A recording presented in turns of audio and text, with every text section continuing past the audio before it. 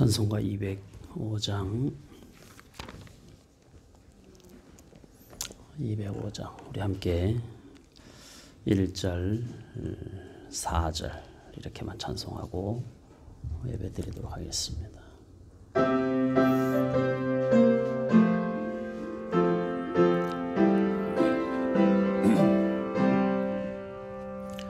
주의 예수 크신 사랑 늘 말해주시고 항상 듣던 말씀 또 들려주시고 좁지 않는 천국 주 예수 계신 곳 나 밝히 알아듣게 또 들려주시고 나 항상 듣던 말씀 나 항상 듣던 말씀 주 예수 크신 사랑 또 들려주시오 이 세상 헛된 영화 날 미혹할 때에 주 예수 크신 사랑 늘 들려주시오 천국의 빛난 영광 내 눈에 비칠 때 주 예수 크신 사랑 또 들려주시오 나 항상 듣던 말씀 나 항상 듣던 말씀 주 예수 크신 사랑 또 들려주시오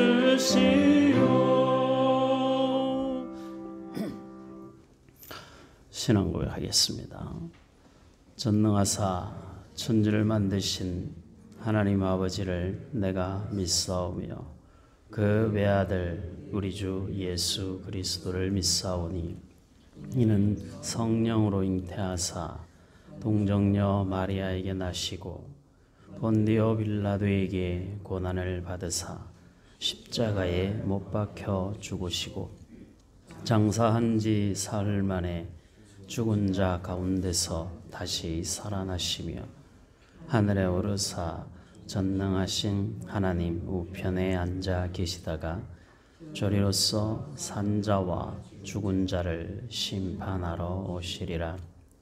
성령을 믿사오며 거룩한 공회와 성도가 서로 교통하는 것과 죄를 사하여 주시는 것과 몸이 다시 사는 것과 영원히 사는 것을 믿사옵나이다. 아멘. 찬송가 205장 다 함께 찬양하겠습니다.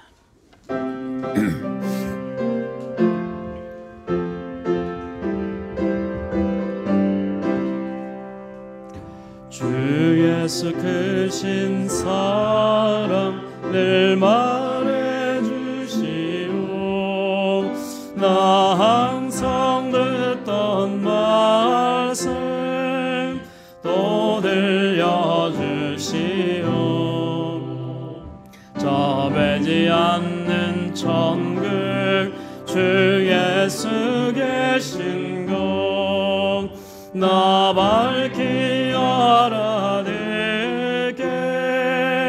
또 들려주시오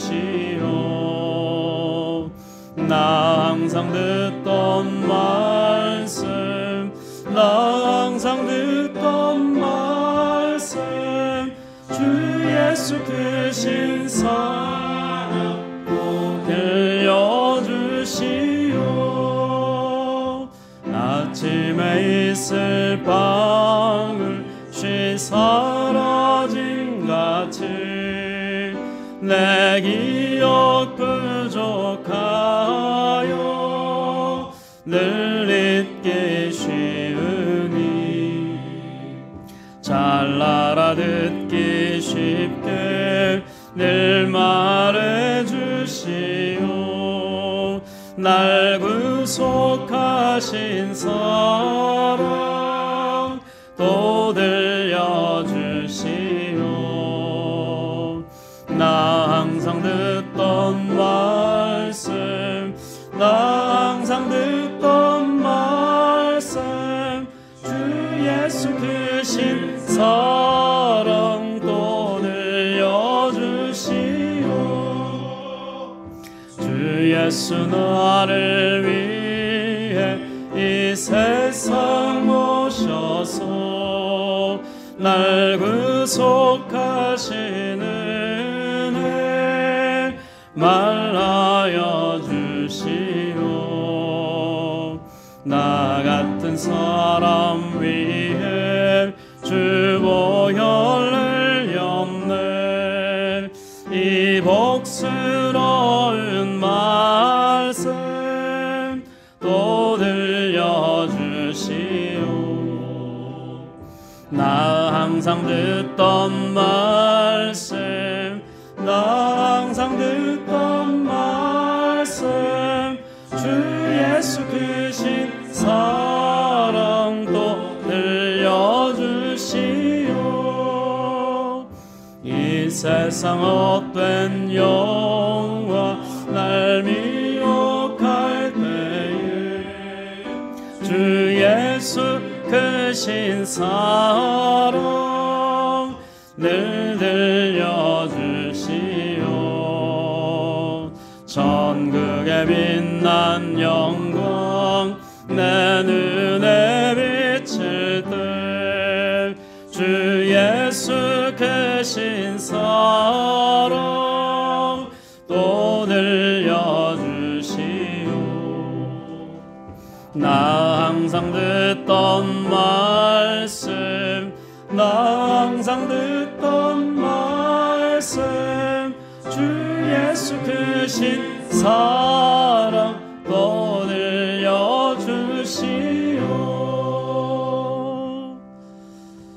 아멘. 기도는 여러분들 미리 읽어보신 줄 알고 하나님 말씀 보겠습니다.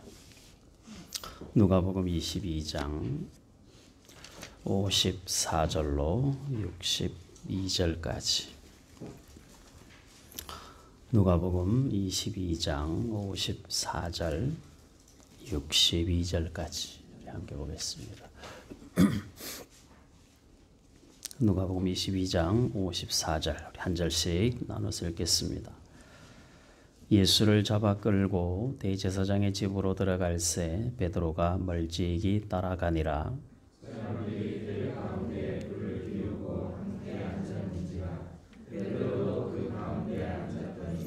한 여종이 베드로의 불빛을 향하여 앉은 것을 보고 주목하여 이르되 이 사람도 그와 함께 있었느니라 하니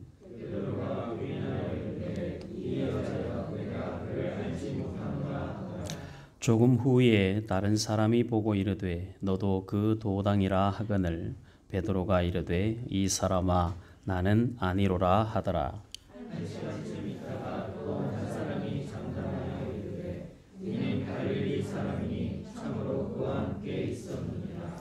베드로가 이르되 이 사람아 나는 네가 하는 말을 알지 못하노라 하고 아직 말하고 있을 때에 닭이 곧 울더라. 주께서 돌이켜 베드로를 보시니 베드로가 주의 말씀 곧 오늘 다 부르기 전에 내가 세 번 나를 부인하리라 하심이 다 같이 밖에 나가서 심히 통곡하니라. 아멘. 봉헌송 함께 찬양하겠습니다.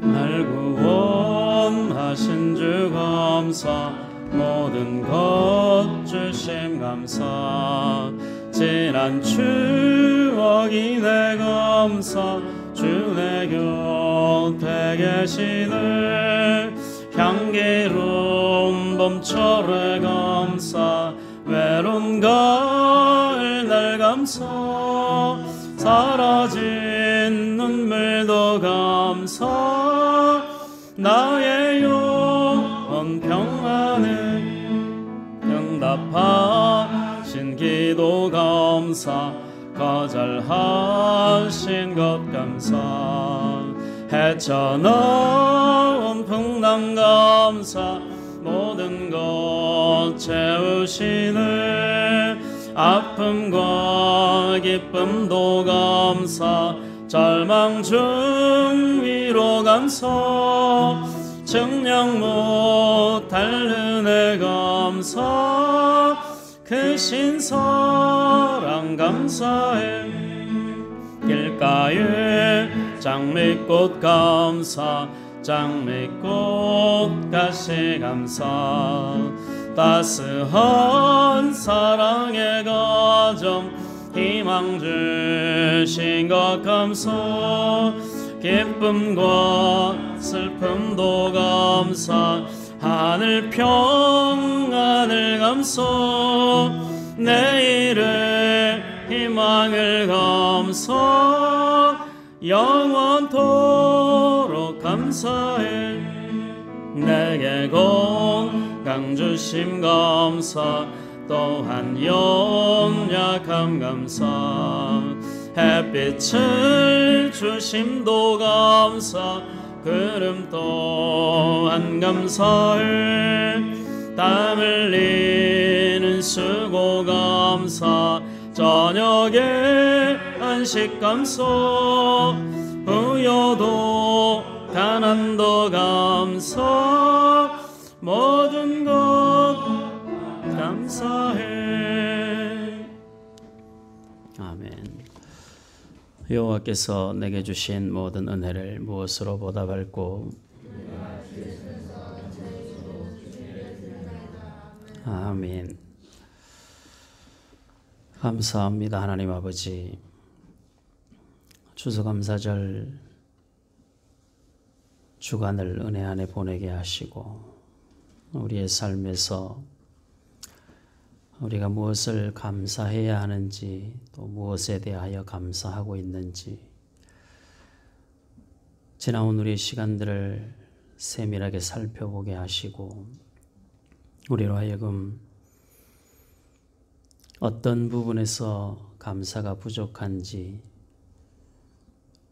돌아보게 하시고 생각하게 하셔서 우리가 누리고 있는 많은 것들에 대한 감사가 더 풍성해지게 하시고, 우리가 가볍게 생각하여 당연하다 생각하여 감사하지 못했던 부분들을 이것도 참 감사한 일이구나 라고 생각할 수 있는 시간을 우리에게 허락하심을 감사합니다. 늘 의식하며 살게 하시고, 하나님이 우리를 얼마나 사랑하시는지, 우리의 삶이 얼마나 감사로 풍성한지 늘 기억하며 감사하는 저희들이 되게 하여 주시옵소서. 매일의 일상에서 일어나는 크고 작은 일들이 우리의 영혼을 새롭게 하는 계기가 되게 하시고, 그 모든 상황 가운데 하나님의 역사하심을 깨닫고 하나님이 우리와 날마다 동행하고 계심을 깨닫는 은혜가 있게 하여 주옵소서. 우리 욕심대로 살지 않게 하시고, 우리의 고집대로 살지 않게 하시고, 언제나 하나님의 말씀이 우리의 삶의 기준이 되고 방향이 되어 말씀 붙들고 말씀이 원하시는 대로 순종하며 살아가는 저희들이 되게 하여 주시옵소서. 한 주간 우리의 삶에 우리 하나님께서 베푸신 모든 은혜를 꼬박꼬박 기억하며 감사하는 마음을 담아 이 시간 귀한 헌금을 봉헌하게 하셨사오니 우리 하나님 영광 가운데 기쁨으로 받아 주시옵소서. 헌금을 준비할 때마다 우리의 마음에 감사가 충만하게 하시고, 하나님께서 우리에게 주셔서 작은 것으로라도 이렇게 드릴 수 있는 기쁨과 자원하는 마음이 늘 생겨나게 하여 주시옵소서. 주께 받은 사랑을 근거로 하여 살펴보면 우리가 드리는 것이 심히 작아 부끄럽지만 그럼에도 불구하고 하나님 그것을 귀하다 여기시고 그 작은 것을 들어 큰 일을 이루는 데 사용하시는 하나님의 특별하신 사랑과 능력이 그 가운데 있음을 기억하며 감사합니다. 앞으로도 하나님 앞에 헌금 드릴 때마다 우리의 마음이 인색하지 않게 하시고 하나님께서 우리에게 늘 넉넉하셨던 것처럼 우리도 주 앞에 드리는 일에 늘 넉넉한 마음 갖게 하여 주시옵소서. 11조를 구별할 수 있는 은혜와 믿음을 허락하여 주셨사오니 감사합니다. 이미 많은 것을 누리고 사는데 그 중에 10분의 1이 하나님의 것으로 구별하면서 모든 것이 하나님께로부터 왔음을 고백하게 하시고 지금 누리고 또 드릴 수 있는 것이 하나님의 은혜임을 고백하는 거룩한 신앙의 고백으로 11조 생활을 온전히 감당하는 저희들이 되게 하여 주시옵소서. 우리 안에 감사의 고백을 담아 봉헌하게 하셨사오니 그 모든 감사의 고백들이 하나님 앞에 드려지는 예물이 되게 하시고 하나님 앞에 드려지는 기도가 되게 하셔서 그 감사의 고백대로 우리 하나님이 역사하사 그 고백에 선한 열매가 맺게 하시는 하나님의 놀라운 은혜를 경험케 하여 주시옵소서. 연초에 작정하고 또 힘을 다하여 선교 헌금을 감당하는 주의 자녀들이 있사오니 선교사들이 비록 국내로 들어와 있으나 그럼에도 불구하고 우리는 그들의 삶을 섬기며 보살펴야 되는 큰 책임이 우리 안에 있음을 기억하게 하시고 작은 선교 헌금을 통하여 위로하게 하시고 새로운 사역들을 준비하는 일에 쓰임 받을 수 있도록 간섭하여 주시옵소서. 오늘도 예배의 자리로 저희들을 불러주셔서 감사합니다. 하나님 앞에 영광이 되는 예배가 되게 하시고 하나님과의 거룩한 만남이 있는 예배가 되게 하여 주시옵소서. 연약한 이들을 긍휼히 여겨주시고 주의 능력의 손으로 만져주셔서 하나님의 선하신 손길을 힘입는 시간이 되게 하여 주시옵소서. 교회를 사랑하여 이 모양 저 모양으로 시간을 내어 물질을 들여 섬기는 귀한 손길들이 있사오니 하나님께서 그 마음의 중심을 보시고 주의 몸된 교회를 세워가는 영광과 감격으로 충만한 인생이 되게 하여 주시옵소서. 우리가 하나님의 일에 언제나 소원을 품고 일하게 하시고 그 소원에 하나님이 간섭하셔서 감당하게 하시는 시간과 물질과 건강을 공급하시는 이 하나님의 방법들을 저희들이 섬기면서 배워갈 수 있도록 도와주시옵소서. 이미 잘 섬기는 다른 이들을 바라보며 도전받게 하시고 그 모습을 통하여 다 함께 세워가는 건강한 교회가 되도록 간섭하여 주시옵소서.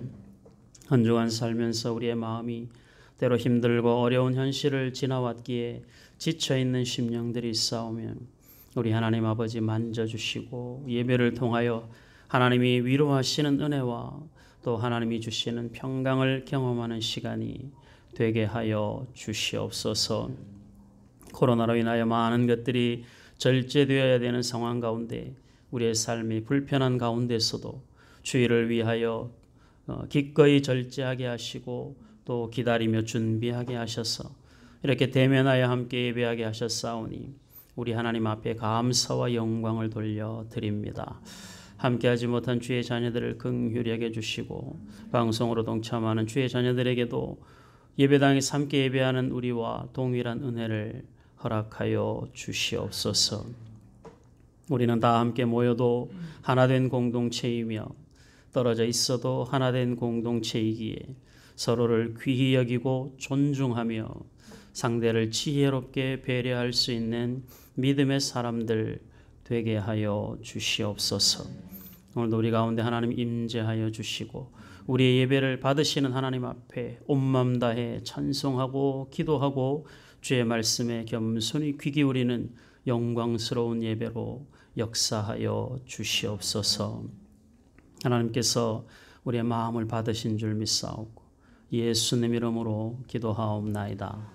아멘.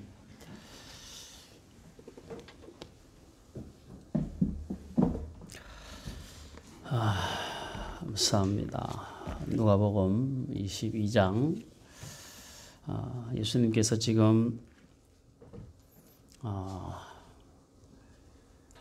잡혀가시는 아주 긴박한 상황 가운데 지금 놓여 있습니다. 우리가 지금 이걸 성경으로 글로 보니까 별로 이렇게 실감이 사실 잘 나지 않죠. 글이라는 것이 또 그런 한계가 있더라고요. 어떤 내용들은 글자 하나에도 특별한 그 울림이 있는 글이 있기는 한데 대부분 글자 속에서는 충분히 이해하지 않으면 그 속에는 담겨 있는 감정을 볼 수 없어서 좀 막연하다는 느낌이 들 때가 많이 있습니다. 그래서 성경 66권을 읽으면서도 성경 속으로 들어가서 감정이 이입이 되지 않으면 성경을 읽는 게 참 어렵죠. 이해도 잘 안 되고 계속 눈에 아른거리는 이 글자들이 우리로 하여금 성경 일독을 하는데 큰 방해가 되는데, 요즘 우리 청년들 성경 읽기 한다고 그래서 아주 제가 얼마나 아주 기특한지 모르겠어요. 읽어야 알게 되고, 알게 되면 더 풍성하게 순종할 수 있게 됩니다. 성경을 열심히 보는 것은 성경적 지식을 우리가 얼마나 갖추느냐를, 사실 그것도 필요하긴 한데 그보다 더 중요한 건 하나님의 말씀은 읽으면 읽을수록 우리의 기억 속에 기억나게 되고 결국은 그 말씀대로 사는 삶으로 반드시 연결되게 되어 있습니다. 제가 지난번에 책 하나, 어설프게 알고 있는 책 하나 제가 소개했었죠. 제가 요즘에 그 책을 열심히 읽고 있습니다. 읽어보니까 전체적으로 쭉 이렇게 한번 훑어보고 목차를 읽어보고, 저는 책을 읽을 때 제일 먼저 목차를 읽어보고 그다음에 글쓴이가 이 글을 왜 썼는지를 읽어보고, 그럼 이제 전체적으로 이게 어떤 책이구나라는 그런 것들을 이제 파악을 하게 되는데, 그리고 나서 내용으로 들어가면 조금 더 쉽게 책을 이해할 수 있게 되는 것 같아요. 그 책을 쭉 읽으면서 핵심은 그거예요. 공부는 마음에 달려 있다. 이거예요. 마음이 모든 것을 좌우한다는 거죠. 근데 그게 우리가 또 공부를 열심히 해본 사람들이기 때문에 또 다 알죠. 공부가 정말 마음이 얼마나 중요한지. 하려고 마음을 먹으면 결국은 하게 되는데, 하려고 마음을 먹지 않으면 어떤 핑계거리가 돼서라도 안 하게 된다라는 거죠. 이건 신앙과 연결시켜 봐도 아주 그 밀접한 관계가 있어요. 우리도 믿는 사람으로서 살아가는 삶을 살아보려고 애를 쓰면 결국은 그렇게 살아요. 넘어지고 그렇게 못 살아서 가슴 아프고, 소원은 품었는데 감당할 능력이 없어서 오늘 베드로처럼 통곡하는 일들이 부지기수로 일어나는 인생을 살지만, 그럼에도 불구하고 소원을 품은 사람은 수천 번을 통곡해도 결국은 그렇게 살아요. 그런데 아무리 많은 것을 알고 있고 충분히 자기는 이해한다고 생각을 하고, 그리고 그 모든 것에 대한 충분한 지식이 있다 하더라도 그렇게 한 번을 살아보지 않거나 그 마음속에 살아보려고 하는 소원을 품지 않으면 그 사람은 계속 머릿속에는 있는데 실천은 결국은 못하게 됩니다. 사람이 참 희한하죠. 그래서 우리는 하나님의 말씀대로 사는 것을 두려워하지 않아야 돼. 하나님의 말씀대로 내가 그렇게 했는데 과연 내가 못하면, 내가 올 한 해 성경 일독을 하나님하고 약속했는데 일독을 못하면 하나님하고 약속을 어긴 것이 아닌가. 그러니까 나는 약속도 안 하고 읽지도 안 하고. 굉장히 지혜로운 것 같은데 굉장히 지혜가 아니라 간사한 거죠. 이건 아주 간사한 거예요. 하나님은 우리가 가지고 있는 약함을 아시죠. 오늘 본문 속에 나타나 있는 베드로를 보시는 예수님의 그 마음을 우리가 헤아려 보면 이미 이 본문 속에서 지금 베드로는 예수님을 부인하고 있지만 이 앞에 나오는 그 성경 속에서 베드로가 예수님을 부인할 것을 이미 알고 계시죠. 그러니까 이게 참 희한한 일인 거예요. 알고 계시면서도 불구하고 그의 삶을 지켜보고 계시고 그리고 그에 대한 기대를 하나님이 거두시지 않는다는 것이죠. 이게 놀라운 은혜입니다. 세상은 실적을 내야 되고 세상은 거기에 대해서 평가를 하고 그리고 거기에 대해서 보상을 할 것이냐 아니면 거기에 대해서 페널티를 줄 것이냐 이게 결정이 되는데 하나님의 은혜는 그렇지가 않죠.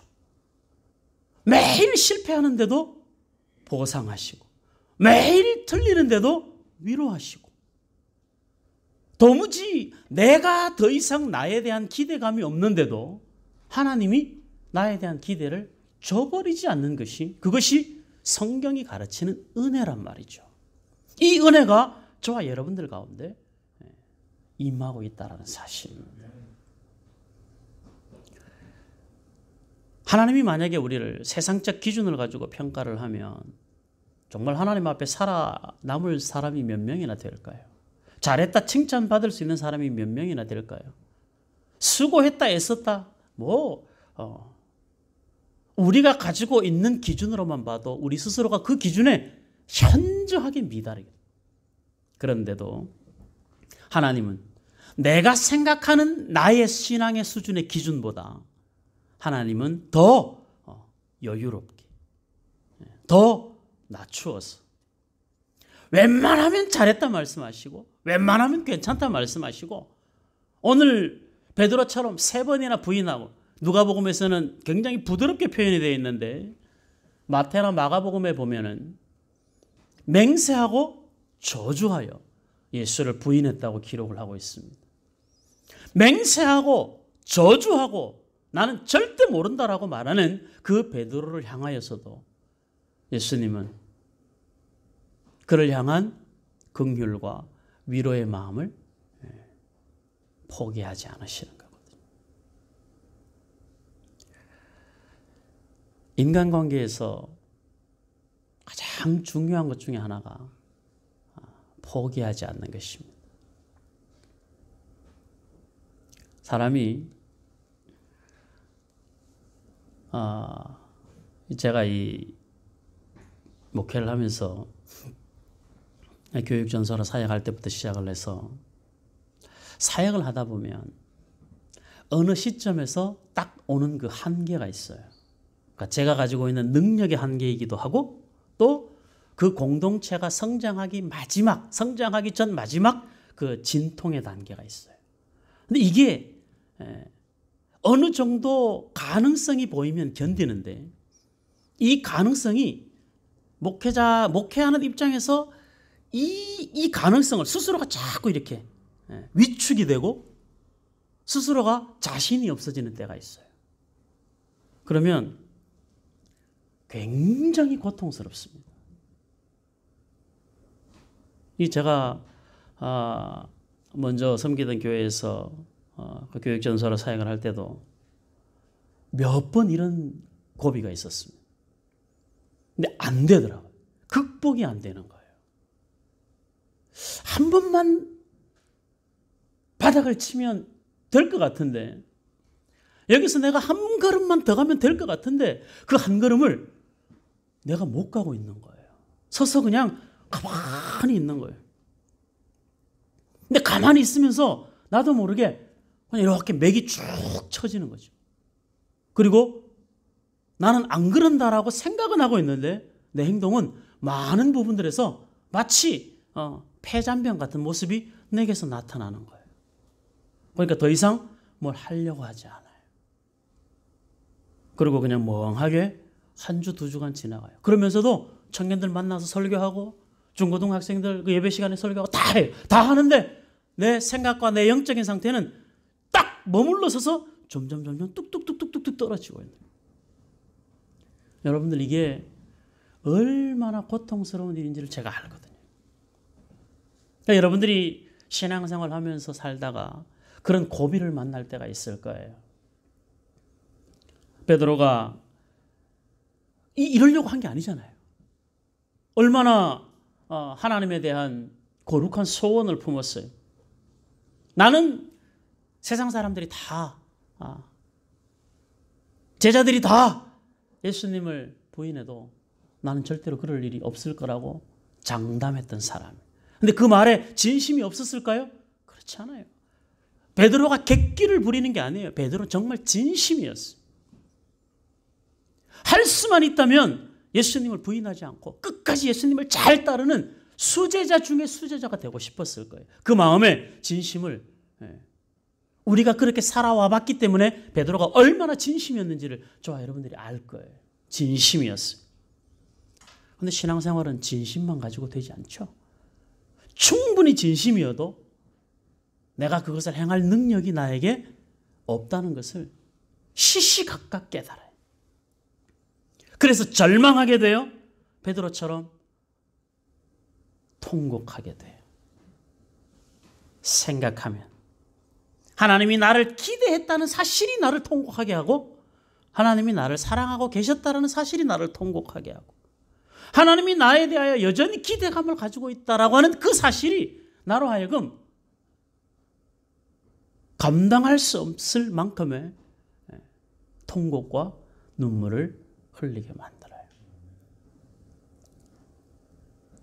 이건 좋은 현상입니다.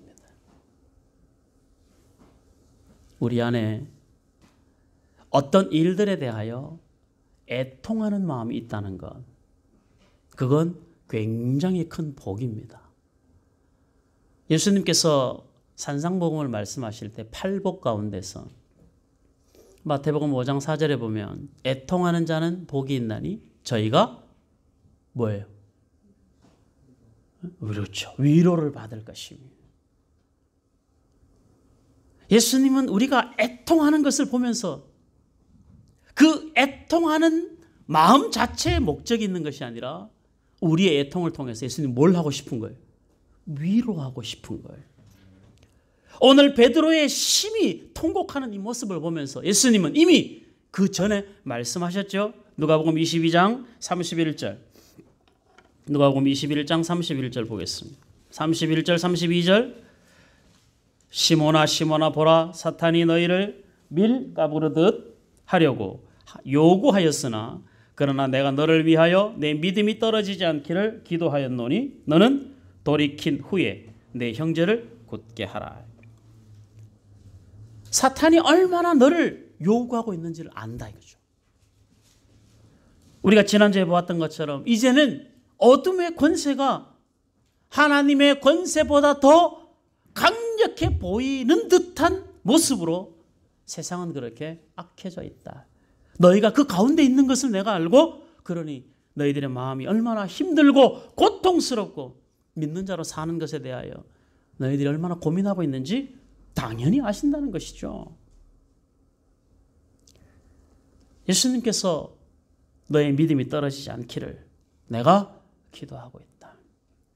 이 예수님의 기도가 베드로가 예수님을 3번이나 부인하는 가운데서도 이 기도가 멈추지 않은 것이죠. 결국은 예수님이 베드로의 믿음이 떨어지지 않기를 위하여 한 그 기도의 열매가 베드로의 통곡으로 열매를 맺게 되는 거예요.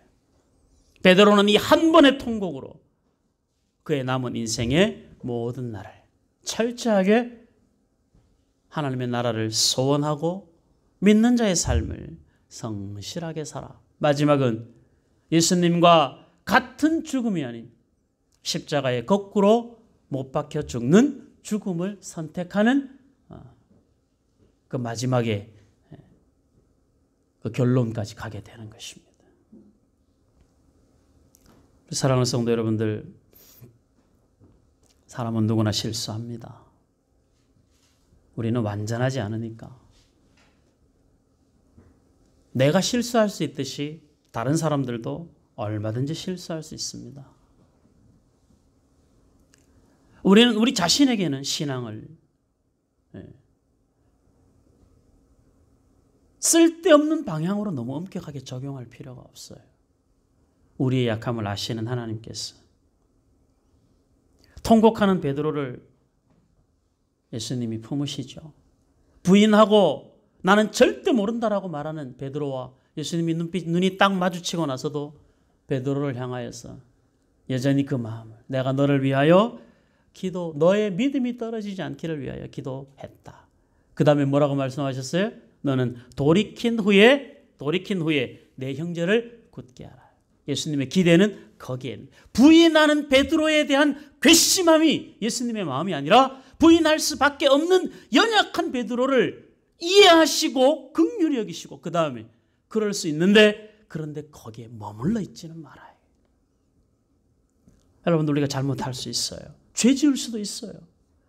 끊임없이 나에게 해결이 안 되는 나만의 쓴뿌리가 얼마든지 있을 수 있어요. 그래도 거기에 머물러 있으면 안 돼. 통곡하셨습니까? 일어나서 예수님이 내 믿음이 떨어지지 않기를 위하여 기도하신 것처럼 우리는 일어나서 나와 동일한 길을 걸어가고 있는 또 그 길을 걸어갈 수 있는 그 사람들을 다시 돌이켜 굳게 하는 그 일들을 위하여 베드로로 하여금 먼저 이 일들을 경험하게 하신 것이죠. 우리가 살아가면서 우리 인생에 굳이 경험하지 않아도 될 일들을 하나님이 나에게 경험하게 하시는 많은 일들이 있을 때가 있어요. 왜 경험하게 하셨을까요? 하나님이 내 수치를 들춰내시려고? 하나님이 나를 민망하여 부끄럽게 하시려고? 그렇지 않습니다. 하나님은 우리의 연약함을 넘어 우리가 다른 형제를 굳건하게 세워가는 그 일에까지 성장하기를 원하시는 것이죠. 그것이 주님이 우리에게 하시는 위로고 주님이 우리에게 하시는 위로의 궁극의 목적인 거예요. 우리 이사야 61장을 한번 보겠습니다. 예수님의 메시아 사역의 핵심이 거기에 있습니다. 이사야 61장 1절 3절까지 구약 1042페이지 이사야 61장 1042페이지 43페이지 다 같이 읽어보겠습니다. 이사야 61장 1절로 3절 시작. 주 여호와의 영이 내게 내리셨으니 이는 여호와께서 내게 기름을 부으사 가난한 자에게 아름다운 소식을 전하게 하려 하심이라. 나를 보내사 마음이 상한 자를 고치며 포로된 자에게 자유를 갇힌 자에게 노임을 선포하며 여호와의 은혜의 해와 우리 하나님의 보복의 날을 선포하여 모든 슬픈 자를 위로하되 무릇 시온에서 슬퍼하는 자에게 화관을 주어 그 죄를 대신하며 기쁨의 기름으로 그 슬픔을 대신하며 찬송의 옷으로 그 근심을 대신하시고 그들이 의의 나무 곧 여호와께서 심으신 그 영광을 나타낼 자라 일컬음을 받게 하려 하심이라. 아멘. 여호와께서 심으신 그 영광을 나타낼 자 되도록 만들어 가시기 위하여 모든 슬픈 자를 위로하시는 것으로 메시아가 예수 그리스도가 이 땅에 오신 것입니다. 여러분들은 저는 이 살아오면서 생각보다 상처를 많이 받고 살아서 그런지 몰라도 저는 이 위로라고 하는 단어가 저에게는 굉장히 큰 울림이 있습니다. 저와 하나님과의 관계 속에서. 여러분들은 별로 위로라는 말에 감동이 안 되나 본데 하나님이 우리를 진심으로 위로하기를 원하시는 거예요. 살면서 겪는 어려움들 때문에 또 믿는 자로 살아가는 일에 실패해서 생각은 안 그런데 마음은 아닌데 꼭 지나고 나면 행동이 내 발목을 잡거나 내 삶을 불편하게 만들 때가 우리가 살면서 많이 겪으면서 살 수 있는데 그럼에도 불구하고 메시아가 이 땅에 오신 목적이 그러시듯이 예수님은 십자가로 그 모든 것을 완성하시면서 저와 여러분들을 위로하기를 원하시는 것입니다. 여러분들 주님의 위로가 여러분들의 상한 마음이 주님의 위로로 말미암아 치유되기를 바랍니다. 모든 힘들고 어려웠던 일들이 따지고 보자면 우리가 베드로만이야 했겠습니까? 베드로는 대놓고 예수님을 부인했는데 여러분들 대놓고 예수님을 부인한 적은 없었을 거 아니에요, 그렇죠? 그럼에도 불구하고 우리가 살아가는 삶에서 우리도 모르게 때로는 부지중에, 때로는 알면서도 못 참아서, 때로는 모르고 지나가는 일들 속에서 우리가 행하는 수많은 죄의 모습들을 돌이켜보면 참 우리가 한심하다. 돌이켜보면 그렇게밖에 못했을까? 라고 하는 일들이 우리의 삶의 대부분을 차지하지만 그럼에도 불구하고 그 모든 상황을 하나님이 위로하고 계신다는 사실이 얼마나 감격스러운지 모르겠습니다. 지나온 삶이 그랬다면 앞으로의 우리의 삶도 하나님이 당연히 그렇게 간섭하시지 않겠습니까? 걱정하지 마시고 우리가 포기하지만 않으면 하나님의 역사와 기적은 언제나 현재 진행형이 되는 것입니다. 우리가 포기하면 우리는 기대할 것이 없습니다. 우리가 포기하면 우리는 너무 절망으로밖에 갈 길이 없습니다. 저는 여러분들이 하나님의 자녀된 뻔뻔함이 좀 있었으면 좋겠습니다. 어때? 우리 아버지가 괜찮다는데 이런 뻔뻔함이. 그러면서도 하나님과 나와의 관계 속에서는 말씀이 생각날 때마다 심히 통곡하는, 그래서 경건을 연습하고 훈련하는 삶은 살아가되 돌아서서는 하나님이 우리 아버지신데 라고 하는 그 위로가 나의 모든 허물을 괜찮아 라고 덮고 가는 것이 아니라 하나님이 내 아버지라는 사실이 나로 하여금 정말 제대로 하나님의 자녀로 살아가게 되는 거룩한 소원을 품는 것으로 우리의 신앙이 한 걸음씩 성장해 갈 수 있어야 되지 않겠나라는 것이죠. 한 걸음에 모든 것이 다 해결되지는 않을 것입니다. 그러나 한 걸음은 반드시 두 걸음을 걷게 하고 두 걸음은 꼭 10걸음을 걸어갈 수 있는 힘을 공급받게 되는 것입니다. 절대 지치지 마시고 절대 포기하지 마시고 하나님이 우리를 여전히 사랑하고 계시다는 사실을 늘 가슴에 품고 아직 나에게는 내가 호흡하고 내가 아직 살아있다는 것은 아직 나에게 수많은 기회가 있는 것이니까 하나님이 우리에게 주신 기회를 잘 살려서 울면서 통곡하면서 돌이켜 새로운 마음들을 가지면서 그래서 우리의 믿음이 자라서 결국은 다른 형제를 굳건하게 세우는 데까지 우리의 신앙이 자라갈 수 있도록 우리가 소원을 품으면 우리의 눈물은 결코 헛된 눈물이 되지 않는 것이죠. 천하의 다윗도 밧세바와의 큰 범죄를 저질렀습니다. 그럼에도 불구하고 하나님은 다윗을 하나님의 마음에 합한 자라 하셨습니다.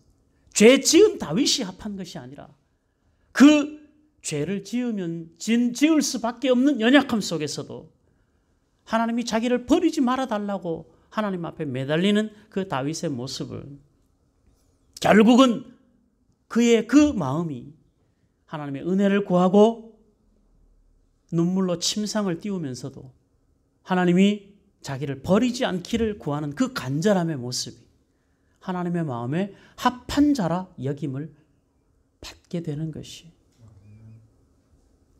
과정은 얼마든지 부족할 수 있어요. 그러나 그 마지막은 하나님의 마음에 합한 자라 칭찬받으면 그걸로 충분한 것 아니겠습니까? 저와 여러분들이 나중에 영원한 하나님의 나라에 가서 우리의 눈물을 씻김 받고 착하고 충성된 종이라고 여겨주시면 우린 그걸로 충분한 것이잖아요.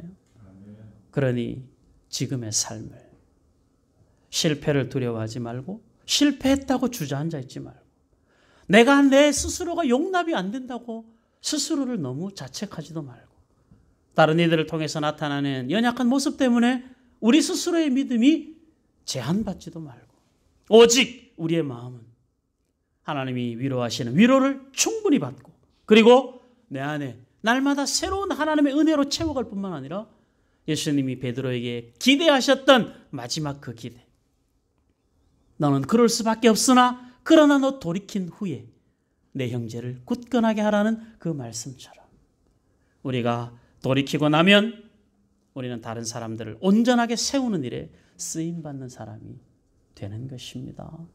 이 거룩한 일로 하나님이 저와 여러분들을 부르신 거예요. 저도 더 힘써 보겠습니다.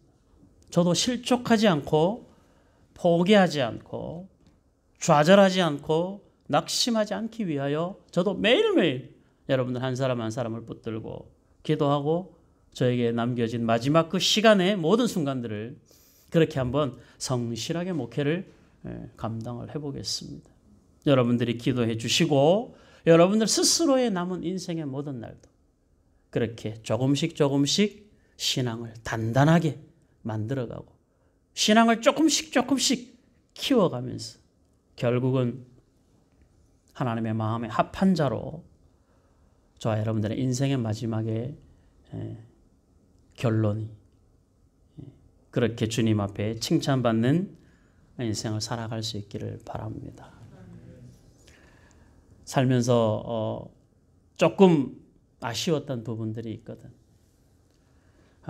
내 인생에 비록 흑역사이긴 하지만 그럼에도 불구하고 그 흑역사가 그것으로 영원히 내 인생의 올무가 되지 않고 내 인생의 흑역사조차도 내 삶을 반전시키는 하나님의 은혜의 영역으로 몰고 가면 결국 우리는 하나님의 은혜 아래 거하는 자가 된다는 사실을 명심하시고 이번 한 주간 동안 여러분들의 삶의 자리를 믿음으로 잘 지켜내시고 하나님께서 틈틈이 위로하시는 하나님의 마음을 여러분들의 생각으로 하나님의 마음을 튕겨내지 말고 하나님이 나를 위로하시는 것에 대하여 겸손히 그리고 감사함으로 그 위로를 받고 하나님이 내 마음을 위로하실 때마다 거기에 머무르지 말고 위로함을 받을 때마다 하나님이 나를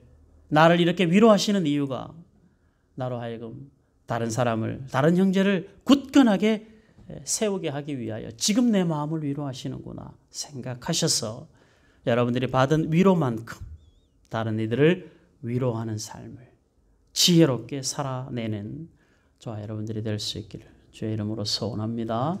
아멘. 기도하겠습니다.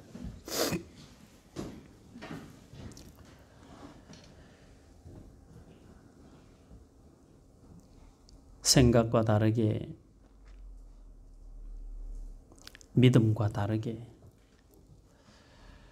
자주 넘어지고 자주 실패하는 저희들이지만 그럼에도 불구하고 우리 안에 애통하는 마음 주셔서 우리를 위로하시는 하나님의 은혜에 감사합니다. 주님의 위로가 필요 없을 만큼 우리의 삶이 충분치 못함을 고백하기에 너무 연약하여 너무 부족하여 너무 죄송스러워서 때로 하나님 앞에 엎드려 기도할 힘마저 민망하여 생기지 않을 때가 우리 안에 있지만 그럼에도 불구하고 그런 우리의 마음을 아신다 말씀하시고 싸매시고 치유하시고 위로하시는 하나님의 긍휼하신 자비를 감사합니다. 평생을 살며 이 은혜를 가슴에 품고 살게 하시고 주께서 우리 안에 채우시는 이 긍휼하신 은혜가 우리로 하여금 다른 형제를 굳건하게 세우는 일에 도구로 쓰임받게 하여 주시옵소서. 눈 떠보면 현실은 늘 통곡할 수밖에 없는 현실이고 지나온 시간을 돌아보면 늘 주를 부인하는 일들이 주를 증거하는 일보다 훨씬 많은 참 어리석고 미련한 인생을 살지만 그럼에도 불구하고 주의 영광을 위하여 고민한 그 한 번의 고민을 영광으로 받으시는 하나님의 넉넉하신 사랑하심 앞에 모든 감사와 모든 영광을 돌려드립니다. 사랑하시는 하나님 아버지, 이제 하나님의 자녀로 조금 더 뻔뻔하게 살아보겠사오니 우리를 붙잡아 주시옵시고 하나님을 등에 업고 하나님의 자녀된 영광을 누리는 복된 하나님의 자녀들 되게 하여 주시옵소서.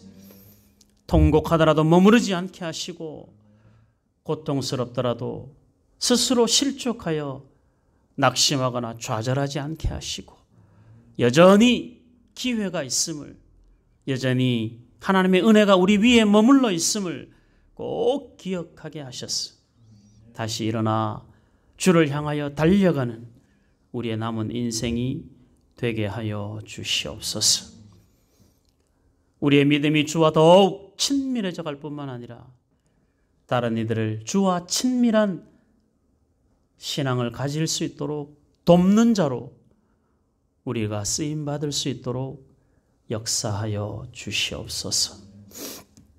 한 주간의 삶에 겪게 될 주의 말씀이 기억나게 하시고 그래서 울어야 할 일 있으면 울게 하시고 그래서 다시 아파해야 할 일 있으면 아파하게 하시되 그 모든 일이 우리의 믿음을 온전하게 세워가는 귀한 밑거름이 되게 하여 주시옵소서. 주와 동행하는 매일의 삶을 감격스럽게 걸어가는 저희들이 되게 하여 주시옵소서. 영원한 하나님의 나라를 사모하며 그 나라를 향하여 걸어가는 우리에게 남겨진 시간의 모든 날들이 오직 하나님께 영광만 올려드리는 복된 삶이 될 수 있도록 간섭하여 주시옵소서. 조금은 더 넉넉한 마음으로 살기를 원하오니 도와주시옵소서. 조금은 더 풍성한 마음으로 돌아보며 섬기며 살겠사오니 우리 하나님 아버지 은혜를 베풀어 주시옵소서. 우리 샘선능교회 모든 주의 자녀들 한 사람 한 사람들에게 하나님의 놀라우신 은혜의 기름 부으심이 있게 하여 주시옵소서.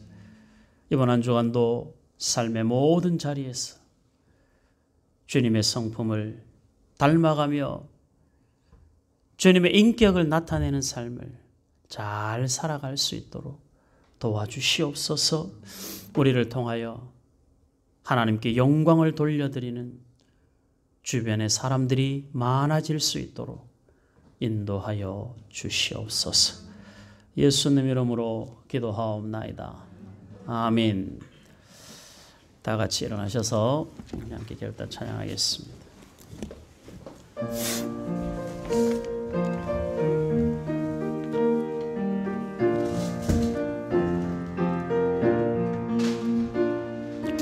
이제 내가 살아도 주 위에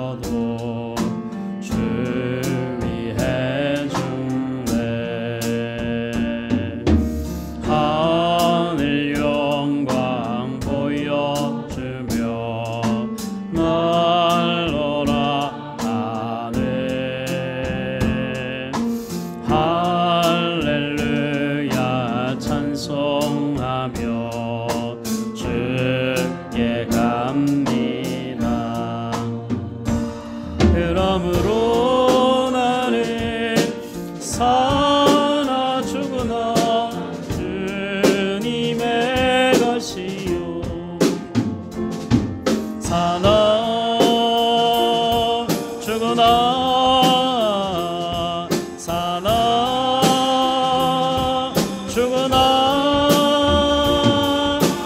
날 위해 피 흘리신 내 주님의 것이요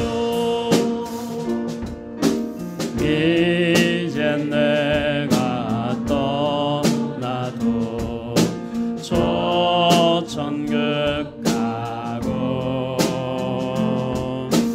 이젠 내가 있어도 주 위에 있네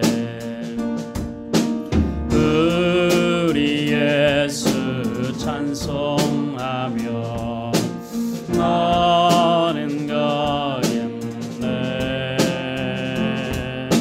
천군 천사 나팔 불며 마중 나오네 그러므로 나는 사나 죽으나 주님의 것이요 사나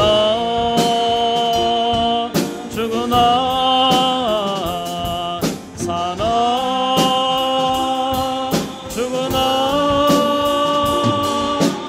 날 위해 피 흘리신 내 주님의 것이요 아멘. 지금은 생명의 주인 되신 예수 그리스도의 은혜와 하나님의 사랑하심과 성령의 교통하심이 상한 마음으로 통곡하며 주의 은혜와 긍휼을 기다리며 하나님의 만지심을 날마다 사모하고 기다리는 사랑하는 모든 주의 성도들 머리 위에 주님의 위로를 기다리는 상한 심령들 위에 또 연약하지만 하나님의 은혜를 끝까지 붙들고 회복을 기다리는 모든 연약한 환우들 머리 위에 이제로부터 영원토록 함께 있을지어다. 아멘.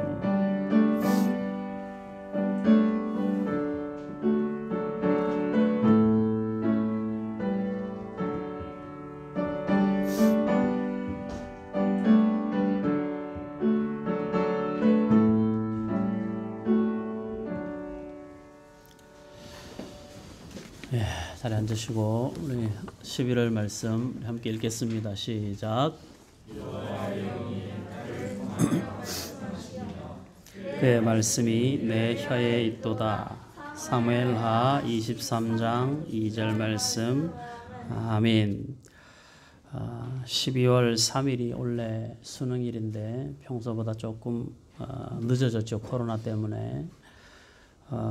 원래 고3들이 사실 제일 불쌍한 애들 같아요. 원래 수험생들이 학교도 제대로 못 가고 공부할 수 있는 환경들이 너무 최악의 상황이었는데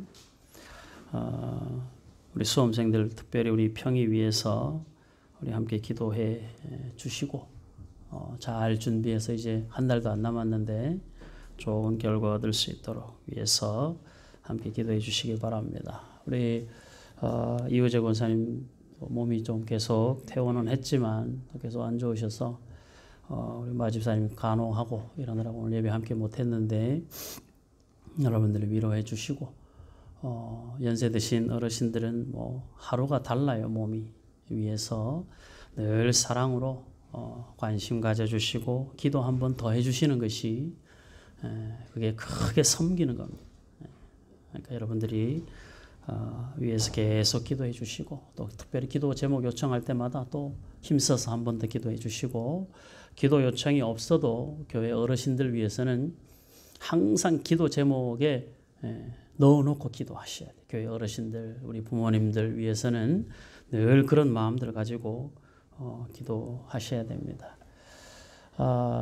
교회 우리 수납장 또 그리고 이제 다음 주 되면 저 뒤에 또 이제 의자 이렇게 헌물들 해주셔서 교회가 뭐 외적으로 너무 막 이렇게 치우치는 건 아닌데 그래도 교회 얘기로 이사 온 지 10년 만에 조금씩이라도 이런 변화들을 교회 안에 줄 수 있어서 얼마나 감사한지 모르겠습니다. 이 일에 여러분들이 마음으로 함께 동참해 주셔서 또 너무 감사하게 생각을 합니다. 교회 분리수거함 다시 한번 꼭 보시고 쓰레기 아무데나 막 버리시면 안 돼요. 꼭 읽어보시고 잘 버려주셔야 국가적으로도 자원 재활용을 위해서 필요하고, 그리고 교회에서도 정리하는데 2번 일 안 해도 되니까 여러분들이 조금만 신경 써주시면 될 것 같습니다. 오늘도 요즘 오늘 보니까 또 코로나 확진자가 또 많이 또 늘어났던데 한 주간 동안도 여러분들의 삶에서 많은 절제와 조심들을 각별히 해주시고 우리 샘솟는 교회 공동체를 살리기 위해서라도 여러분들의 생활의 반경을 최대한으로 축소시켜 주시고, 그리고 이럴 기회에 가족들끼리 모이는 시간들이 많아지니까 가정 안에서 예배하는 일들, 또 가족들 간에 서로 대화하는 일들, 이런 일들이 좀 많아지고, 그래서 가정 예배가 조금 더 활성화되는 가정들이 되면 코로나가 주는 또 다른 유익이 되지 않겠나 이렇게 생각을 합니다. 여러분들이 공예배는 당연히 함께 해야 되지만 그렇지 않은 시간들도 가족들끼리 서로 마음을 모아서 다른 건 못해도 이런 일들, 신앙적인 대화와 또 함께 성경을 읽고 함께 기도하고 예배하는 일은 더 열심을 품어보는 그런 시간들이 되면 코로나가 후딱 지나가지 않겠습니까? 그렇게 해주시기를 부탁을 드리겠습니다. 감사합니다. 주변 잘 정리 좀 해주시고, 그리고 저녁에 7시에 네.